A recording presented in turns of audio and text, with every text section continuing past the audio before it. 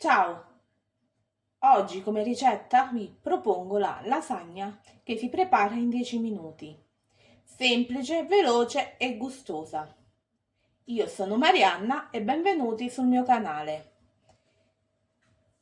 Prima di lasciarvi alla ricetta vi ricordo che tutti gli ingredienti e le info le trovate giù. Buona visione! In una pentola metto l'olio di oliva, il pomodoro e del sale. Do una mescolata al tutto, copro, ho acceso la fiamma, faccio portare a bollore e faccio cuocere per 10-15 minuti. Ogni tanto mi ricordo di mescolare. Mentre il sugo cuoce mi dedico alla preparazione della besciamella. In un'altra pentola verso del latte che porto a bollore. In un'altra pentola verso il burro. Faccio sciogliere il burro a fiamma bassa. Il burro si è sciolto, chiudo la fiamma e unisco di colpo tutta la farina e con una spatola mescolo il tutto.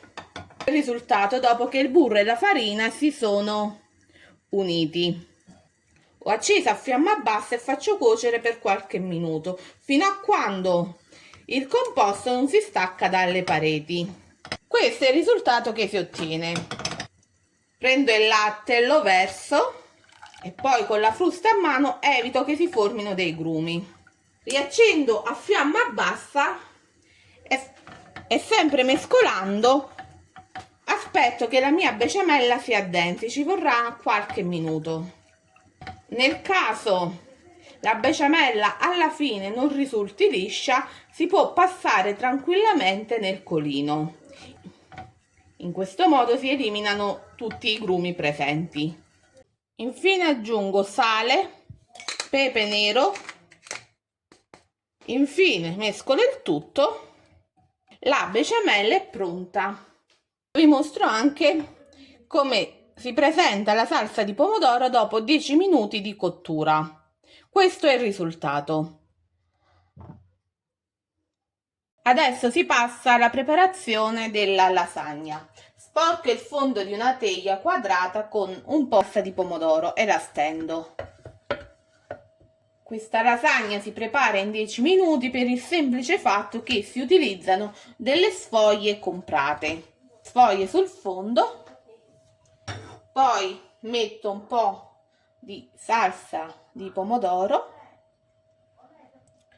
un po' di prosciutto cotto, un po' di scamorza tagliata a dadini, metto dell'altra sfoglia di lasagna, verso la besciamella e poi la stendo. Altro prosciutto cotto, altra scamorza, sempre a dadini. E continuo così fino a formare 3-4 strati.